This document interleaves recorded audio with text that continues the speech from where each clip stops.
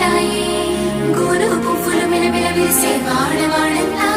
ఓ పూల వరవాయి ప్రతి పువ్వులు చెరువేమో ఓ పూల తోటాయి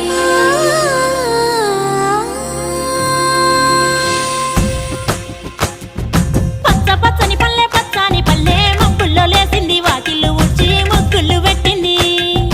అందాల బొడ్డమ్మ వాకిట్లో పెట్టి జైలెత్తి మొక్కింది కాపాడమంటూ గౌరమ్మ నడిగింది